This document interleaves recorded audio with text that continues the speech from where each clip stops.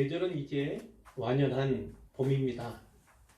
이 봄에 어떤 설교를 할까 많은 고민을 했습니다. 이때 먼저 떠오른 생각이 청춘이었습니다. 옛날 고등학교 국어 교과서에는 민태원이라고 하는 선생님이 쓴 청춘 예찬이라는 수필이 실려 있었습니다. 이즘에는 어떤지를 잘 모르겠습니다. 그 앞부분 이렇죠. 청춘, 이는 듣기만 하여도 가슴이 설레는 말이다. 청춘, 너의 두 손을 가슴에 대고 물방아 같은 심장의 고동을 들어보라. 청춘의 피는 끓는다. 끓는 피에 뛰노는 심장은 거선의 기관같이 힘있다.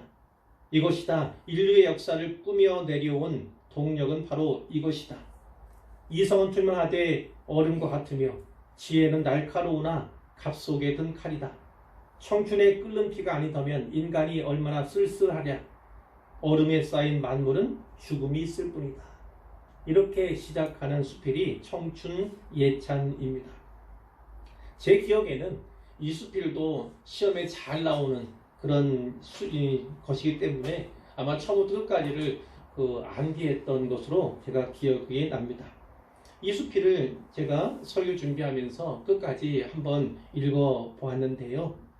성경에서 청춘에 관한 본문이 어딜까 이렇게 생각해 보았을 때 가장 먼저 생각난 본문이 오늘의 말씀이지요. 오늘의 본문입니다. 그래서 오늘은 구약성경 전도서 말씀을 통해서 은혜를 나누어 보려고 합니다. 전도서는 한 편집자가 편찬한 책이에요. 엮은 책이라는 말씀입니다. 이 편집자의 증거, 이 편집자가 어디에 있는가 맨 뒷부분에 있습니다. 이 책 결론 부분 12장 9절 이하에서 그를 발견할 수가 있습니다. 앞의 내용을 다 편찬한 뒤에 자기의 이야기를 수록했다 이렇게 보시면 되는데 이 편집자가요 자신을 전도자라고 자신을 소개하는 이스라엘의 왕, 그 왕의 교훈과 잠언을 편찬한 것이 바로 전도서입니다. 이 전도자는 자신을 다윗의 아들로 소개를 합니다. 그리고 자신의 큰 지혜에 대해서 이야기를 하죠. 이것으로 보아서 우리는 그가 솔로몬이다 이렇게 추론할 수가 있습니다. 이 전도자의 말들은 우리가 익히 잘 아는 말씀들에 둘러싸여 있어요. 예를 들면 1장 2절 앞부분이죠. 전도자가 이르되 헛되고 헛되며 헛되고 헛되니 모든 것이 헛되도다. 이 말로 시작해서 마지막 부분입니다. 12장 8절에 전도자가 이르되 헛되고 헛되도다 모든 것이 헛되도다 라는 말로 끝이 나죠. 하지만 전도자가 인생을 염세적으로 바라보거나 단지 그 인생의 무상함을 노래하는 것은 아닙니다. 또 독자들로 하여금 염세주의적인 시각이나 가치관 또 삶의 태도를 가르치고자 하는 것도 아닙니다. 그보다는 오히려 인간이 이 헛된 세상에서 어떻게 살아야 하는가 이것을 탐구하는 것으로 보는 것이 좀 더 타당하다 이렇게 말씀을 드릴 수가 있겠습니다. 다시 말하면 전도서의 이 교훈과 이 권면의 말씀에 귀를 기울이고 이것을 받아들여 내 삶을 돌이키고 내 삶을 개혁하지 않으면 누구라도 결국에 헛되고 헛되며 모든 것이 헛되도다라는 후회와 탄식으로 인생을 마칠 수밖에 없음을 우리에게 가르쳐준다. 도전한다. 이렇게 볼 수가 있겠죠. 사랑하는 성도 여러분, 전도서의 이 말씀을 삼가 들으시기를 바랍니다. 또 들은 말씀을 따라서 삶을 돌이키고 개혁하시기를 바랍니다. 그래서 후회 없는 인생, 더 의미 있는 삶을 사실 수 있기를 주님의 이름으로 축복합니다. 오늘 본문이 있는 전도서 후반부에는 특별히 청년에 대한 충고와 권면의 말씀이 나오죠. 그러나 여러분이 청년이든 청년이 아니든 상관없습니다. 이 말씀은 우리 모두가 다 귀담아 들어야 하는 말씀이죠. 하루라도 더 젊을 때, 한 달, 한 살이라도 더 젊을 때 이 말씀을 마음에 잘 깊이 새길 수 있다면 얼마나 좋을까 이런 생각을 하게 됩니다. 그러니 지금 청년의 때를 지나고 있는 분들은 더할 수 없는 큰 유익을 이 말씀 속에서 얻을 수 있겠죠. 말씀에 집중하시고 하나님께서 각자 나에게 주시는 말씀으로 받으시고 아멘으로 받으시기를 바랍니다. 이제 본문 속으로 들어가 보겠습니다. 후회 없는 인생, 더 의미 있는 삶을 살려면 어떻게 해야 할까? 이 인생의 질문에 대해서 본문이 어떻게 말씀하시는가, 그것을 5가지로 살펴보도록 하겠습니다. 첫째, 오늘을 즐겁게 살아야 합니다. 오늘을 즐겁게 살아야 합니다. 11장 9절 앞부분 말씀에 이렇게 되어 있어요. 청년이여, 네 어린 때를 즐거워하며 네 청년의 날들을 마음에 기뻐하여 마음에 원하는 길들과 네 눈이 보는 대로 행하라. 이런 말씀이 있습니다. 우리 하나님은 때의 주인이십니다. 시간의 주인이시라는 거예요. 전도서 3장 11절에 따르면 하나님은 모든 것을 지으시되 때를 따라 아름답게 하셨습니다. 하나님께서 때와 목적에 따라 온 세상 천지 만물을 창조하셨다는 거죠. 그 가운데 사람을 가장 나중에 지으셨잖아요. 그 이유가 있잖아요. 사람으로 하여금 하나님을 대신해서 천지 만물을 다스리게 하시려는 하나님의 뜻과 계획과 목적이 있었음을 우리가 너무나 잘 알고 있지 않습니까? 하나님은 또 사람들에게는 영원을 사모하는 마음을 주셨습니다. 인간은 유한하지만 무한을 추구하는 존재입니다. 영원을 사모한다는 것이 단지 오래오래 살고 영원히 살고 싶어하는 것, 그것만을 의미하는 것은 아닙니다. 영원하신 하나님과 더불어 영원히 사는 것, 그 구원을 위해서 삼위 하나님께서 계획하시고 성취하시고 적용하신 복음의 은혜를 따라 예수 그리스도를 믿음으로 구원의 길을 발견하게 하시려는 하나님의 뜻을 거기에서 발견할 수 있어요. 영원을 사모하는 마음, 그것을 우리에게 주신 목적이 바로 거기에 있다는 말씀입니다. 또 그러나 하나님이 하시는 일의 시종을 사람으로 측량할 수 없게 하셨다는 말씀도 나오죠. 일의 시종은 일의 처음과 끝을 말합니다. 시작과 마지막을 말하죠. 이 일의 시종이나 일의 기한, 이것은 오직 하나님의 시간표에 달려있다는 말씀이에요. 그러므로 믿음을 가진 자라면 어떻게 해야 합니까? 그 일의 시종을, 그 시간표를 오직 하나님께 맡기고 의지해야 합니다. 기도해야 하고 기다려야 하는 것이죠. 인생에 주어진 모든 시간들은요, 다 하나님의 선물입니다. 하나님이 우리에게 주신 선물이라는 거예요. 전도자의 말씀은 계속됩니다. 사람들이 사는 동안에 기뻐하며 선을 행하는 것보다 더 나은 것이 없는 줄을 내가 알았고, 이렇게 말씀을 하죠. 사는 동안에 기뻐하며 선을 행하는 것보다 더 복된 일, 더 나은 일은 없다, 이렇게 전도자가 이야기를 하는 거예요. 사람마다 먹고 마시는 것과 수고함으로 낙을 누리는 그것, 즐거움을 누리는 그것이 하나님의 선물인 줄도 또한 알았도다, 이렇게 고백을 하고 있습니다. 바로 그렇습니다.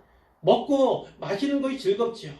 그러나 일하며 수고하는 것도 즐거움을 얻고 누릴 수 있는 기회가 되고 방편이 된다, 이렇게 분명하게 말씀을 하고 있습니다. 사랑하는 청년 성도 여러분, 지금의 때를, 성경의 표현대로 어린 때를, 청년의 날들을 즐거워하며 기뻐하시기를 바랍니다. 앞서 말씀드린 민태원 선생은요, 이 청년 예찬을 30대 중반의 나이에 썼습니다. 이 수필을 통해서 일제 강점기 하에 있었던 청년들에게, 청소년들에게 용기와 희망을 북돋아 준 수필이 바로 이 청년 예찬이라는 수필이에요. 그러나 일반적인 의미에서의 청년 예찬은요, 대개 나이가 든 분들에 의해서 불려집니다. 그래서 거기에는 일부분 아쉬움이나 후회가 담기게 되죠. 청년의 때에는 청춘기에, 이 청년기의 소중함을, 귀중함을 잘 깨닫지를 못합니다. 세월이 흘러, 세월이 지난 후에야 이제 그것을 깨닫게 되는데요. 나이가 들면 지난 날을 돌아보게 되죠.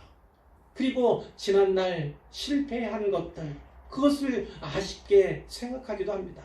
그러나 더 큰 아쉬움이 무엇인지 아십니까? 도전해보지 못했던 것들에 대한 그런 지난 아쉬움이 많이 남는 것이 인생입니다. 9절 말씀 마지막에 마음에 원하는 길들과 내 눈이 보는 대로 행하라. 이 말씀을 우리가 그렇게 받기를 원합니다.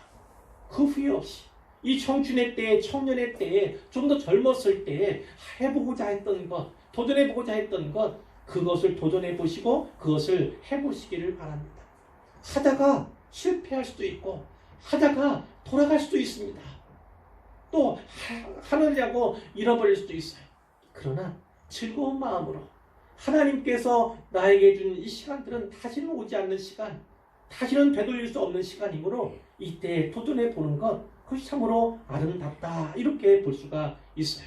어쨌든 간에 하나님께 주시는 이 귀한 때, 특별히 청년의 때, 청춘기를요 아름답게 그리고 소중하게 여기시기를 바랍니다.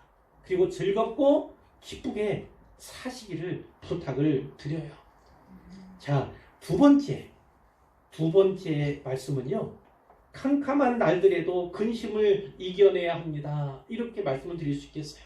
캄캄한 날들에도 근심을 이겨내야 한다.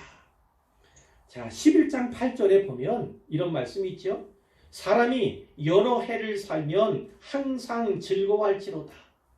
그러나 캄캄한 날들이 많으리니 그 날들을 생각할지로다.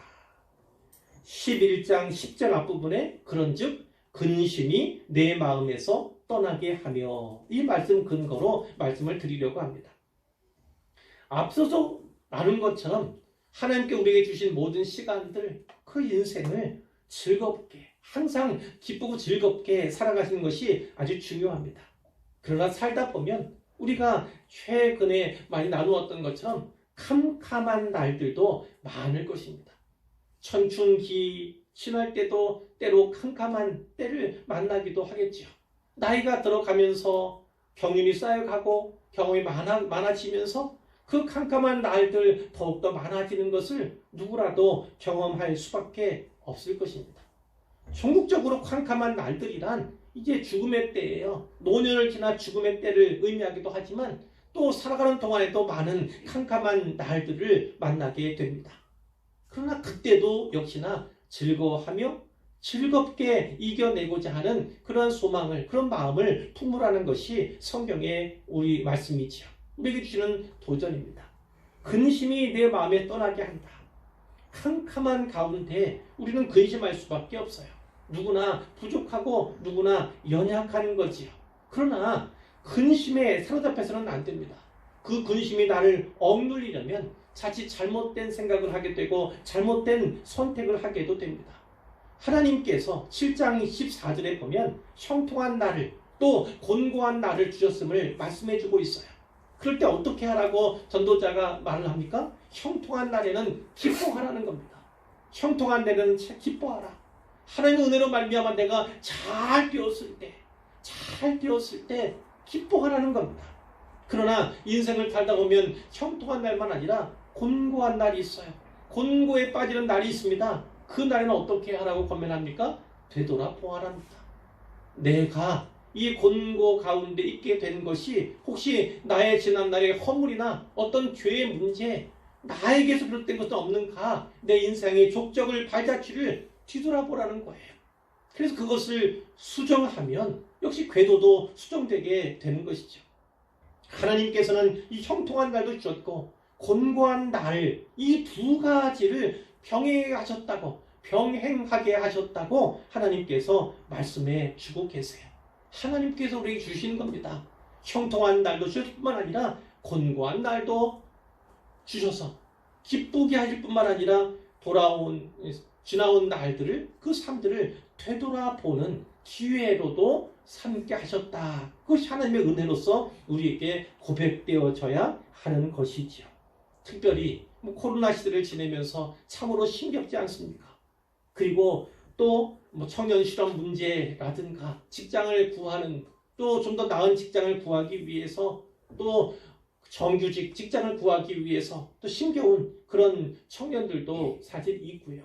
그리고 공부하는 가운데에서도 또 때로 부족한 것 때문에, 또 연약한 것 때문에 또 안타까운 청년들도 있을 줄 압니다. 경기의 전망이라든가 앞날이 예측되거나 뭐 다 보여진다면 얼마나 좋겠습니까만 인생이란 것이 그렇지 않죠. 때로는 실패할 수밖에 없고 때로는 돌아갈 수밖에 없고 때로는 되돌아갈 수밖에 없고 불확실성의 시대 가운데 불확실한 시대 가운데서 고민할 수밖에 없는 것이 청춘이고 또한 인생입니다. 그러나 이 인생도 우리 주님께서 우리 하나님이 주인이라는 사실을 우리가 깊이 인식할 필요가 있어야 합니다. 내가 걷는 그 길에 우리 하나님께서 동행하신다.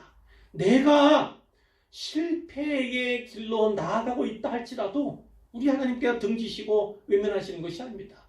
그 길도 역시나 동행하시는 것이고 함께 하시는 거예요. 내가 첩경을 지름길을 두고 돌아가는 선택을 한다 할지라도 그 길에도 우리 하나님께서 동행하시고 함께 하시는 것을 분명하게 믿으시기를 바라요. 그러나 그 가운데서도 열심을 내셔야 합니다. 최선을 다해야 합니다. 그 최선을 다하고 열심을 낸 그것이 나에게 좋은 추억이 되는 것이고요. 나를 또 이롭게 하는 것이고 나에게 능력을 또 나에게 지혜를 지식을 쌓는 그런 방편으로 우리에게 주어질 수 있다는 사실을 우리가 기억해야 합니다. 그래서 때로 캄캄한 들 앞에 직면했을 때에 낙심하거나 낙마하거나 포기하거나 해서는 안 되죠. 하나님께서 이 날들을 통해서 좀 더 새롭고 더욱더 하나님을 의지하고 더욱더 믿음 있는 자로 서기를 원하시기 때문에 때로 우리가 이 길이 아닌데도 이 길을 선택할 때 우리 하나님께서 내버려 주시는 거예요. 내버려 주시지만 하나님께서 나 몰라라. 너는 이제 끝이야. 너는 이제 내 눈에서 사라졌어. 뭐 이게 아닙니다. 늘 동행하시고 함께 하시며 늘 주시하시고 바라보시고 지켜주시는 것이 우리 하나님이심을 분명하게 기억하시기를 바랍니다. 그래서 캄캄한 때에도 캄캄한 날들에도 우리가 즐겁게 살아갈 필요가 분명히 있는 거지. 우리 하나님께서 그 캄캄한 길에도 역시 동행하신다.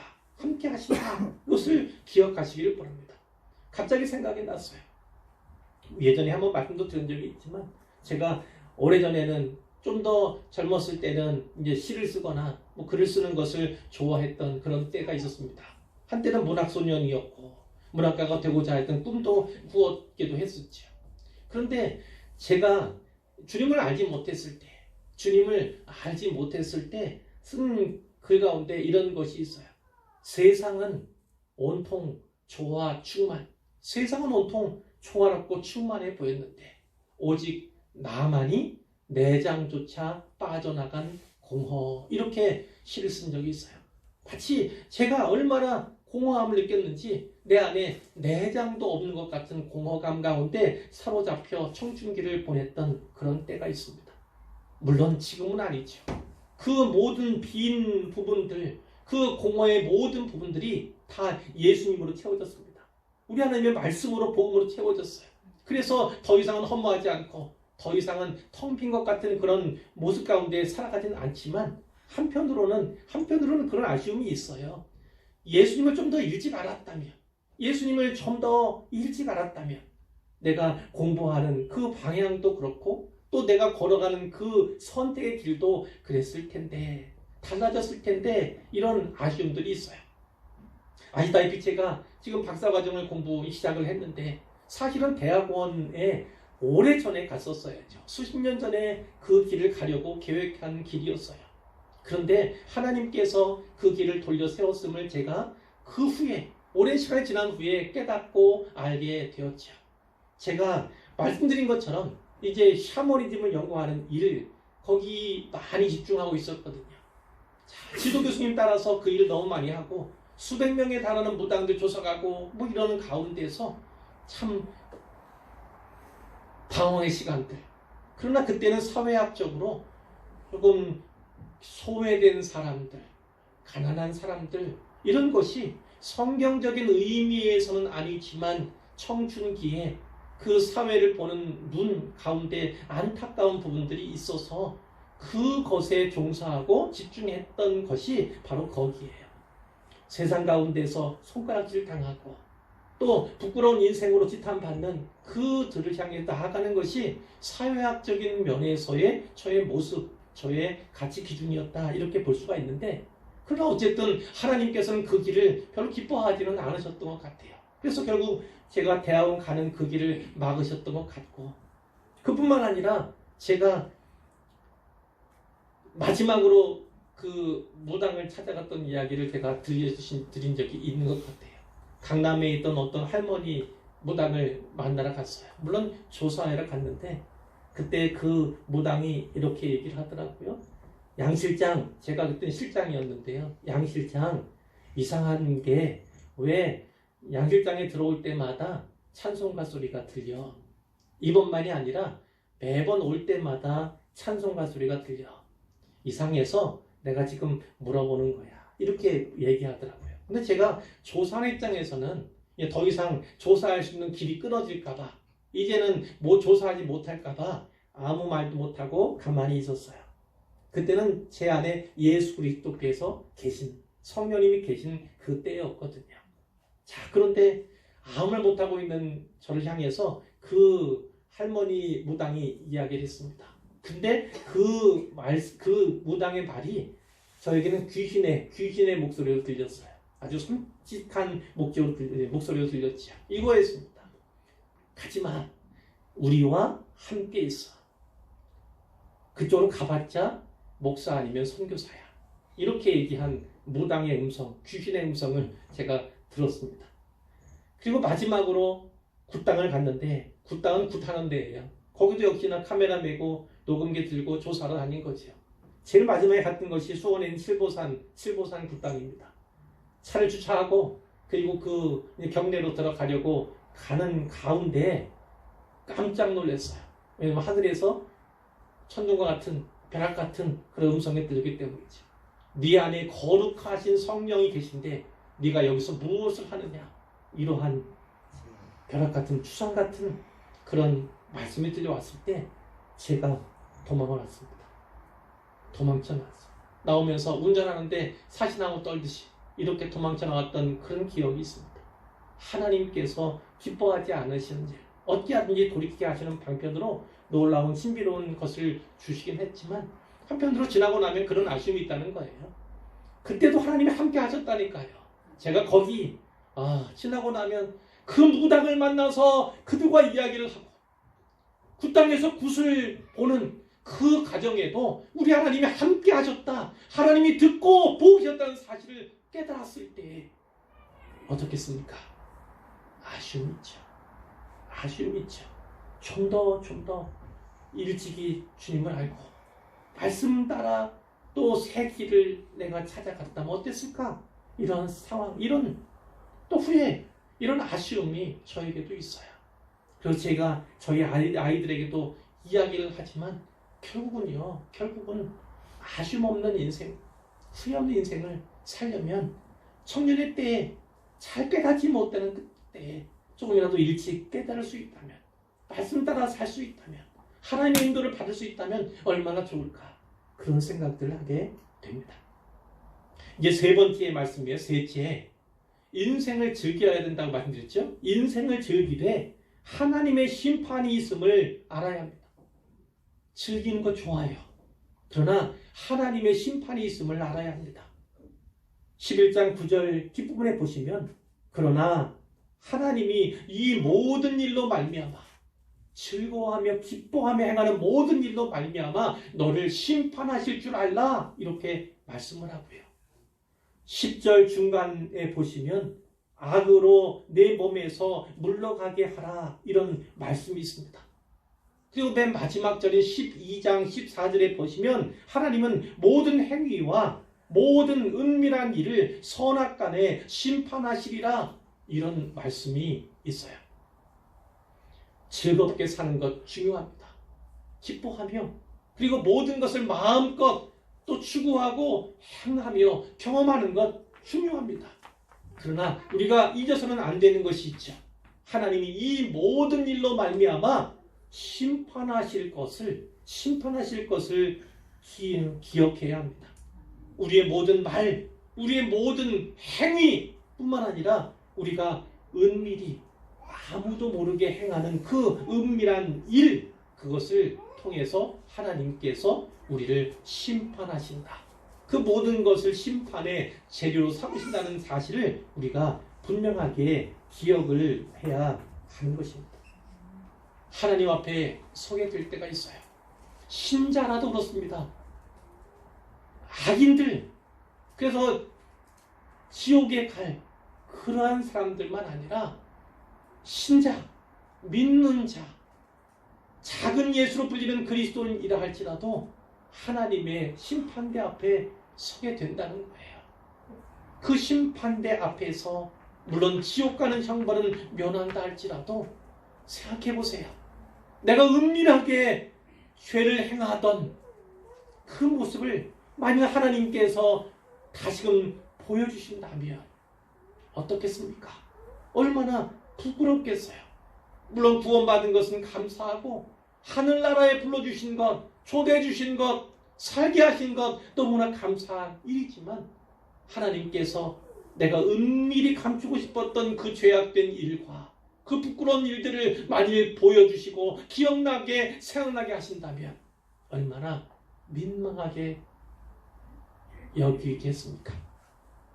우리의 말이나 우리의 행위나 모든 은밀한 일을 하나님이 감찰하고 계신다는 사실, 바라보시고 듣고 계신다는 사실, 그리고 심판의 재료로 삼으신다는 사실을 분명하게 기억해야 하는 것이죠.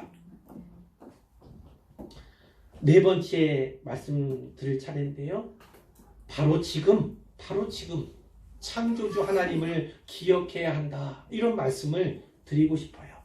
12장 1절 앞부분에 너는 청년의 때에 너의 창조주를 기억하라. 너는 청년의 때에 너의 창조주를 기억하라. 이런 말씀을 주셨어요. 청년의 때에 우리가 기억해야 할 것이 있습니다. 나는 창조물이고 창조된 피조물이고 나를 창조한 하나님이 계시다는 사실을 우리가 잊지 말아야 하는 것이죠. 그분이 나를 지으셨기 때문에 나의 창조주이시에 뿐만 아니라 나의 주인이시고 주님이 되시는 것입니다. 자, 뿐만 아니라 창조주를 기억하라는 말씀에는 이것이 있죠. 네가 돌아가야 할 곳이 있다는 겁니다. 돌아가야 할 때가 있다는 것을 또한 우리에게 말씀해 주신다. 이렇게 볼 수가 있는 거예요. 하나님께서는 아담을 창조하시고 하와를 창조하셨지만 그 둘을 통해서 이 땅에 오는 모든 이들을 지으십니다. 처음 첫사람을 흙으로 지으셨잖아요. 빚어 만드셨습니다. 물론 하와는 이 아담의 갈빗대를 취하여서 하와를 만들기도 하셨죠. 그러나 동일하게 그 영혼만큼은 우리 하나님께서 후하고 바람을 부어 넣어주셔서 우리에게 생기를 부어 넣어주셔서 우리가 생명이 되도록 살아있도록 이렇게 만들어주신 겁니다. 오늘날 이 땅에 아이들이 태어나는 방식도 그와 같습니다.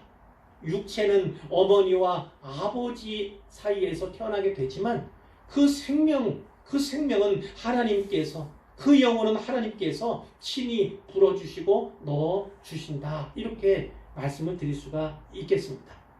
그 하나님께서 우리를 지으신 분명한 뜻과 계획과 목적이 있음을 우리가 기억해야 하는 것이죠.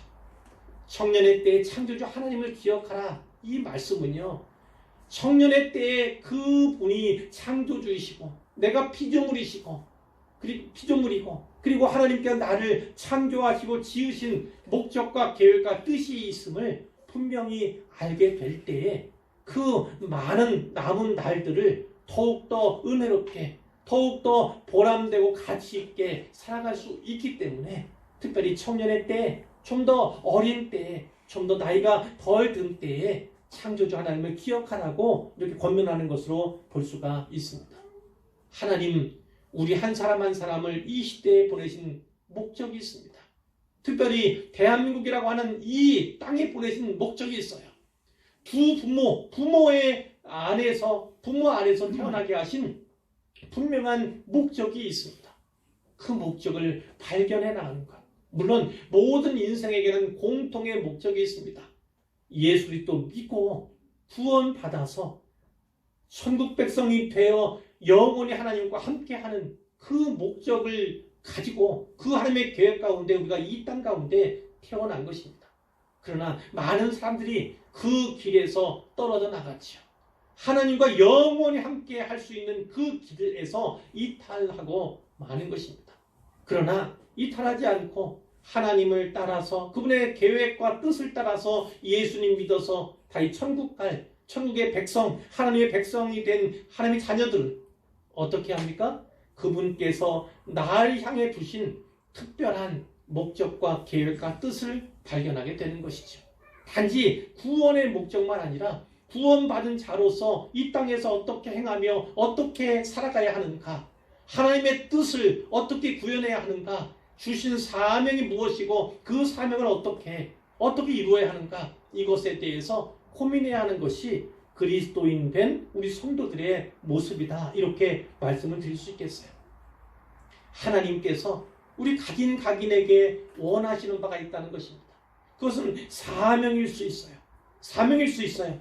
예수님 닮은 그런 모습들, 모두에게 주어진 공통된 과제들, 예배자로 서는 것들, 이것은 모든 신자에게 공통된 것이죠. 그러나 우리 하나님께서 누군가에게는 더 다른 사명을 주시기도 합니다. 전도자의 사명, 예배자의 사명, 이런 건 공통적일 수 있어요. 그러나 어떤 면에서, 어떤 사역 면에서 좀 더 충성된, 좀 더 부지런한, 그리고 승리한, 이긴 이런 여러 가지 목적을, 다양한 뜻과 계획을 가지고 우리 한 사람 한 사람을 지으셨기 때문에 그것을 발견해내는 것이 무엇보다 중요하고, 발견했다 할지라도 중도에 포기하거나 게으르면 안 되겠죠. 그것을 위해서 부단히 추구하고 나아가는 그런 모습이 우리 가운데 있어야 하는 거예요. 특별히 1절 중반 말씀을 보세요. 곧 곤고한 날이 이르기 전에, 인생은 곤고한 날을 경험하게 됩니다. 이 곤고한 날이란 늙어가는 거예요. 그리고 나아가서는 죽게 되는 겁니다. 기한이 있습니다. 사람들은 모두가 죽는다. 그럼 동일한 기한이 있지만 그 기한은 각인에게, 각 사람에게 다 다른 거예요. 일찍 왔다고 일찍 가는 것 아니고요. 늦게 왔다고 늦게 가는 것 아닙니다. 그것은 다 하나님께 정하신 것이고 그 기한은 하나님께 속하는 거예요. 그렇기 때문에 때와 시간의 하나님, 이렇게도 우리가 또 말씀을 드릴 수가 있는 것인데요. 인생에게는 누구나 곤고한 날이 찾아옵니다. 나는 아무 낙이 없다고 할 해들이 가까워집니다. 해와 빛과 달과 별들이 어두워질 때가 있어요. 비 뒤에 구름이 다시 일어나는 때가 있습니다. 역시나 마찬가지로 종말에 대한 말씀이에요. 개인적인 종말을 의미하기도 하고 또 역사적인 종말, 우주적인 종말을 의미하기도 한다, 이렇게 볼 수가 있는데, 어찌되었든 모든 인생은 종말을 향해 나아가고 종말의 때를 결국 맞이하게 되는데요. 문제는 그 기한이 있다는 것입니다. 기한이. 인생에게 삶의 기한이 있어요. 삶의 이 땅에 살아가는 시간들이 있지 않습니까? 다 각자 다르지만 어쨌든 끝이 있어요. 종말이 있습니다. 주님이 언제 다시 오실는지, 오늘 밤에 오실는지 내일 오실는지 우리 알 수 없어요. 어찌됐든 종말의 때가 있습니다. 그 종말이 일어나기 전에 창조주 하나님을 기억해야 한다, 이렇게 말씀을 하고 있는 거죠.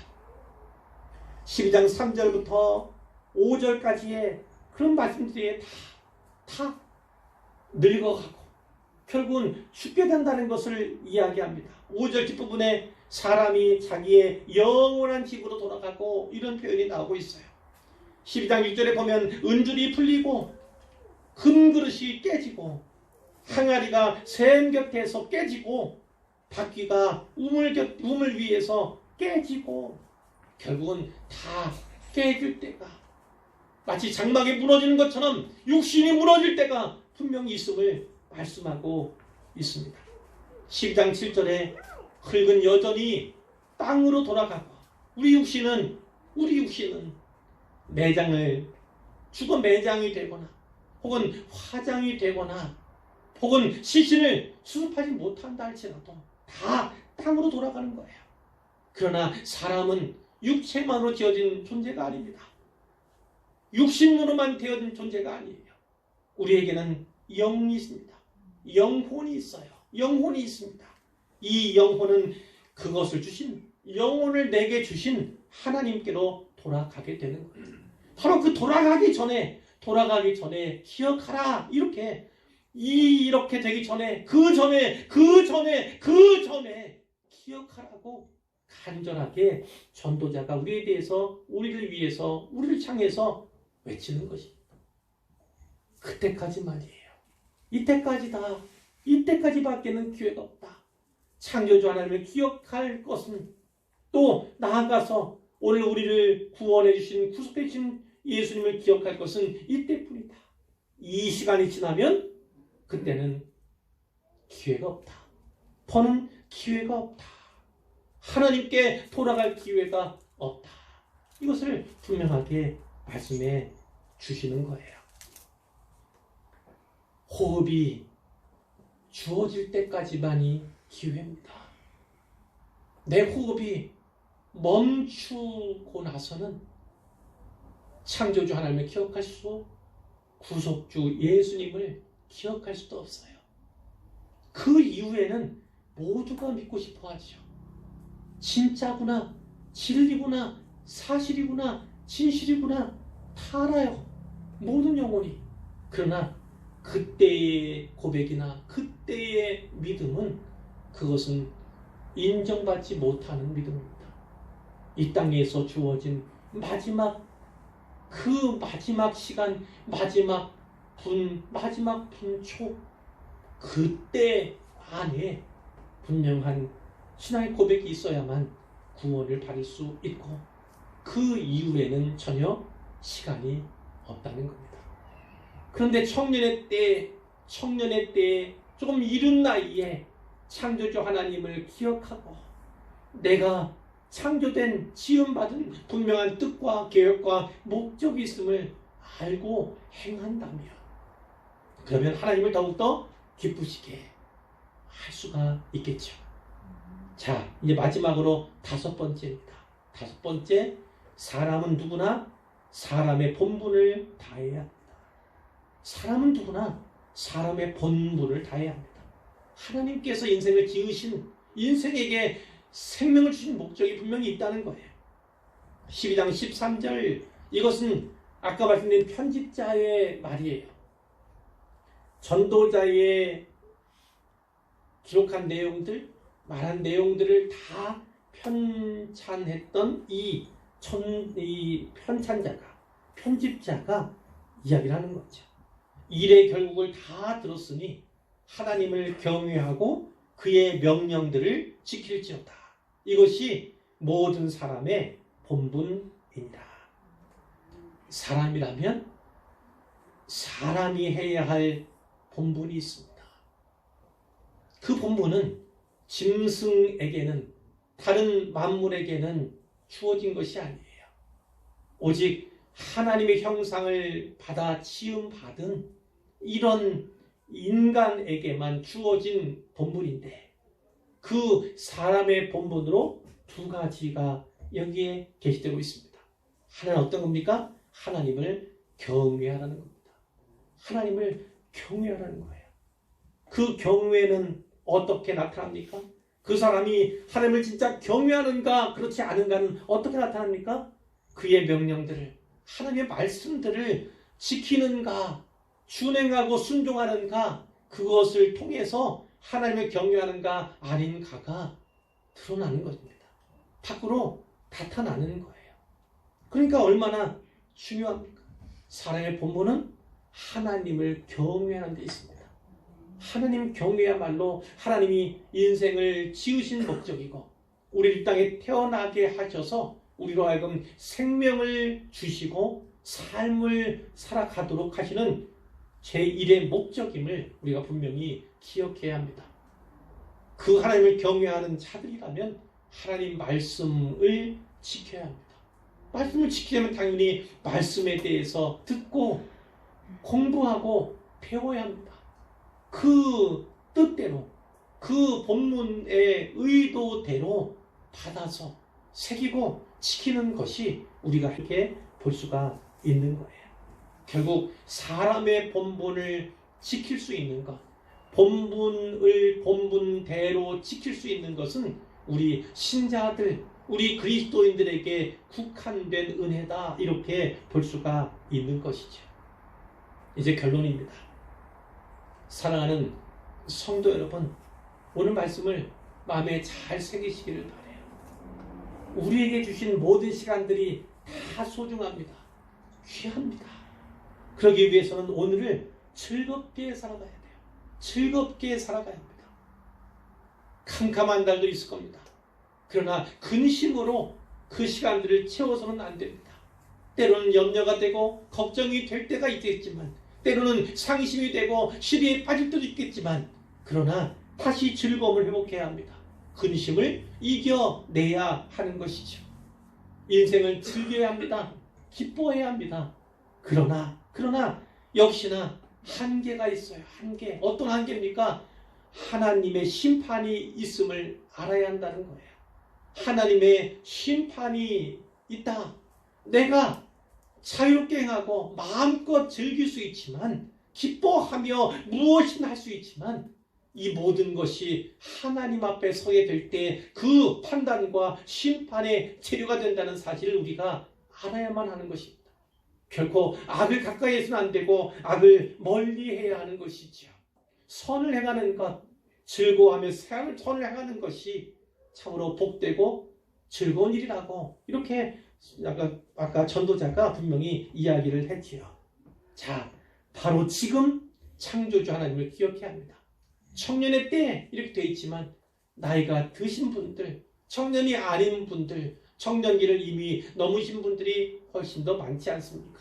어떻게 해석하면 된다고요? 하루라도, 한 살이라도 좀 더 젊을 때, 좀 더 시간이 있을 때에 창조주 하나님을 분명히 기억해야 하는 것이고요.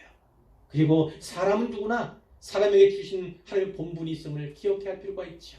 모두가 다 그 본분대로 살아가지 못합니다. 하나님을 경외하는 것, 그 말씀대로 사는 것, 그것이 사람의 본분을 다하는 것인데, 말씀드린 바와 같이 그것은 신자, 성도, 그리스도인 된 우리들밖에 사람의 본분을 다할 수가 없게 되는 것이죠. 간절히 바라고 원합니다. 오늘 지금 당장 창조주 하나님을 기억하시기를 바랍니다. 하나님이 나에게 향한 뜻과 계획과 목적이 있고 사명이 있고, 그것을 위해서 우리 한 사람 한 사람을 지으시고 이 땅에 보내셨음을 우리가 꼭 기억해야 하는 것이죠. 하나님을 경외하는 것, 말씀을 또 준행하고 순종하는 것, 그것이 하나님께 기쁨을 드릴 수 있다는 사실을 잘 기억하셔서 헛되고 헛되며 헛되도다, 모든 것이 헛되다, 이런 회한, 이런 아쉬움 남는 인생이 아니라 하나님의 은혜 가운데서 영혼을 사모하며 하나님과 누릴 많은 것들을 기대하며 바라며 캄캄한 가운데도 기도하고 기도하다니는 그런 모든 성도들 되시기를, 그래서 모든 삶을 오직 하나님 기뻐하시는 그 일도 채워가는 모든 성도들 되시기를 우리 주님의 이름으로 축복하고 축원합니다.